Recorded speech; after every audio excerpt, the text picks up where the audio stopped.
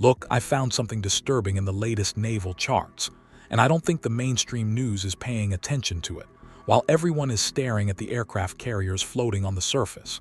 I believe the real war has already started 300 feet below the water, and honestly, the US Navy might be walking into a massacre. It is January 2026. This is the USS Virginia, a $3 billion ghost, the most advanced hunter-killer on the planet. But I've been analyzing the layout of the Red Sea, and I realized something terrifying. In these shallow waters, this submarine isn't the hunter anymore. It's the bait. I dug into the technical manuals and I ran the numbers. The scenario I'm about to show you, the Red Sea trap, is a mathematical nightmare for any American captain. So, welcome to the simulation. Let me show you why I think billions of dollars of technology are about to lose against a 50-year-old weapon. First, let's look at the situation on the map. It's D-Day -2. The Iranian Revolutionary Guard, the IRGC, has effectively put a chokehold on the world's energy supply. They blocked the Bab el-Mandeb Strait. Oil is hitting $200 a barrel. The global economy is starting to panic. So, the Pentagon has no choice. They have to reopen the lane. Usually, they would send in an aircraft carrier strike group. You know, show the flag, launch some jets, but here is the problem. And it's a big one. The Iranian coast is lined with anti-ship missiles hidden in caves. If a carrier gets too close, it's a giant floating target. Someone has to go in first. Someone has to scan the ocean floor, map the threats, and clear the way. That's why the USS Virginia is here. Its mission is simple: enter the kill box, find the enemy and don't get caught. But the Iranian commanders, they aren't stupid. They know the Americans rely on stealth, and I believe they have prepared a defense that turns the Virginia's greatest strength, its invisibility, into its fatal flaw. I dug into the technical specs of both sides, and here is the scary part. On paper, the American sub wins every time. It's powered by an S-9G nuclear reactor. It can stay underwater forever. Its sonar systems can literally hear a shrimp snapping its claws from miles away. But here is what the brochures don't tell you. The Red Sea is the worst place on Earth to fight in a submarine. It's shallow, it's hot, and it's salty. I looked up the oceanography data. The water temperature here creates what we call chaotic thermal layers. Basically, sound waves don't travel in straight lines here. They bend, they bounce off the bottom, they get lost.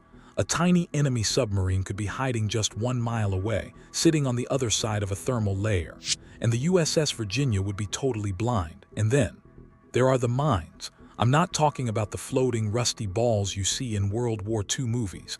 I'm talking about smart, bottom mines. These things bury themselves in the sand. They sleep. They listen. They wait for the specific magnetic signature of a nuclear reactor to pass overhead. And the moment they hear it, they launch a rocket-propelled warhead upward.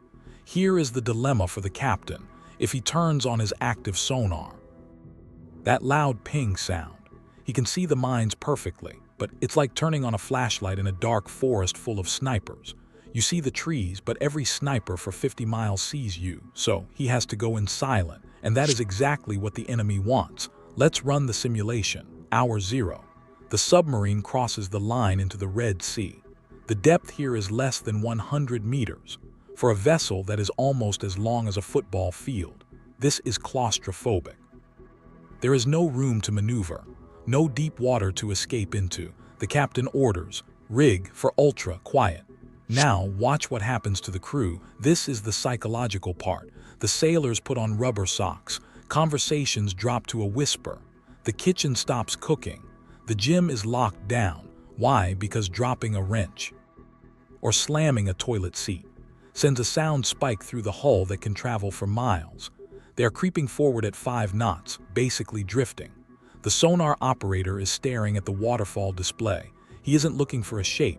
He is looking for a sound, a transient. Suddenly, con sonar, possible transient contact, bearing 040. The room freezes. Was it a biological sound, a fish? Or was it the sound of a torpedo tube door opening on a diesel submarine?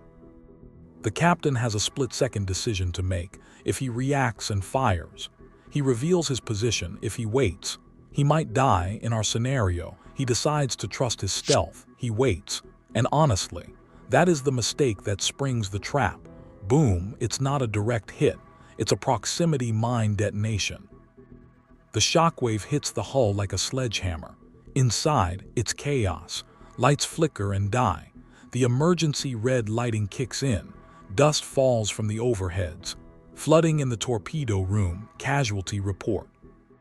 The stealth is gone, the element of surprise gone, and now the sharks smell blood. Within seconds, the sonar screen lights up. 3 distinct contacts. They are Ghadir-class mini-submarines. They were sitting on the bottom, engines off, just waiting for this moment. Now they are awake and they are fast. The American captain screams the order, snapshot, tube 1 and 2, fire. Snapshot is a desperate move. It means shooting a torpedo blindly at a bearing, hoping the wire guidance picks up the target later. 2 Mark 48 torpedoes tear out of the tubes. But the enemy has already fired. 4 torpedoes are in the water, inbound toward the Virginia. Rig ship for impact, hard right rudder. The massive submarine banks hard, groaning under the G-force. The captain orders countermeasures, noisemakers designed to confuse the enemy torpedoes. 1 enemy torpedo takes the bait. It explodes harmlessly behind them, but the other 3 are still tracking. This is a knife fight in a phone booth. There is nowhere to hide. The Virginia takes a glancing blow to the aft. Hydraulic lines rupture. The boat is wounded. The captain realizes something vital.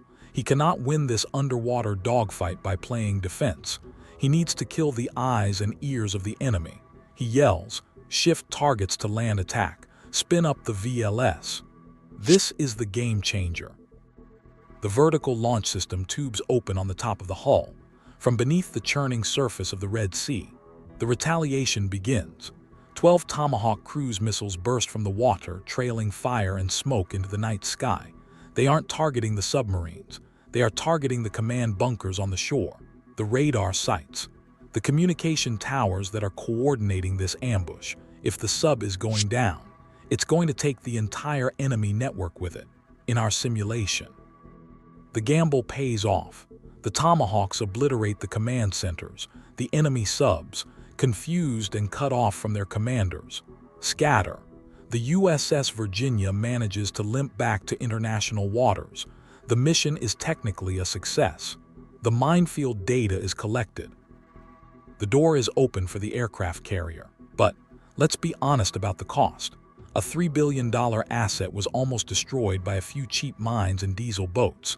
This scenario proves a terrifying truth about modern war. We often assume that superior technology guarantees victory. We look at the budget and we think the US spends billions they can't lose. But the Red Sea trap proves otherwise. In the dirt and noise of the coastal zones, high-tech stealth is easily canceled out by simple physics and brute force. The Pentagon is currently rewriting its books based on scenarios just like this one. But now, I want to turn command over to you. Imagine you are the captain. You are ordered to enter the Red Sea tomorrow. You know the mines are there. Do you follow the book and stay silent, hoping you don't hit a trigger? Or do you break the rules, go active, and blast the water with sonar to see the mines, even if it reveals your position? Silence is safety, but silence is also blindness. Tell me your decision in the comments below. And if you want to see what happens when a US carrier group faces a hypersonic barrage, make sure you are subscribed. This is the Wargame, dismissed.